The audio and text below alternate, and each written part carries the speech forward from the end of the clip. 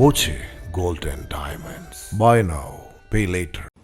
3 വർഷത്തിലധികമായി നികുതി അടയ്ക്കാത്തതിനെ തുടർന്ന് CPM പാർട്ടി ഓഫീസുകൾക്കെതിരെ റവന്യൂ റിക്കവറി നടപടിയെടുത്ത് നഗരസഭ.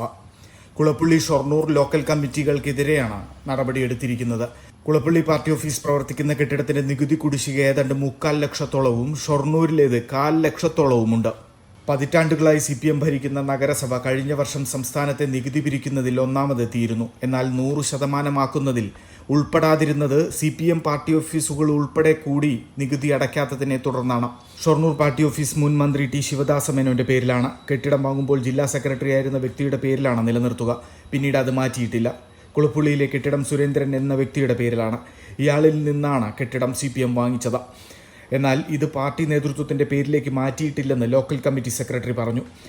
കെട്ടിടത്തിന്റെ 90% സംഖ്യയും കെട്ടിട ഉടമയ്ക്ക് നൽകിയിട്ടുണ്ട്. കെട്ടിടം ചോർച്ചയും പ്രശ്നങ്ങളും ഉള്ളതിനാൽ മുഴുവൻ സംഖ്യ നൽകിയിട്ടില്ലെന്നും നേതാക്കൾ പറയുന്നു. 2 കെട്ടിടങ്ങൾക്കുമെതിരെ നഗരസഭ റവന്യൂ റിക്കവറി നോട്ടീസ് നൽകിയിട്ടുണ്ടെന്ന് നഗരസഭാ സെക്രട്ടറി PS രാജേഷ് പറഞ്ഞു. ഇതുൾപ്പെടെ 40 പേർക്കാണ് RR നടപടിക്കായി നോട്ടീസ് നൽകിയിരിക്കുന്നതെന്നും നഗരസഭാ അധികൃതർ വ്യക്തമാക്കി. പാർട്ടി ഫണ്ട് ലഭിക്കുന്ന മുറയ്ക്ക് നഗരസഭയുടെ നികുതി കുടിശ്ശിക തീർക്കുമെന്ന് നേതാക്കൾ അറിയിച്ചു. Time kids pre school, Mannannur road, Vaniyamkulam. .view news. കാഴ്ചകളാണ് ലോകം, കണ്ടു തുടങ്ങുക.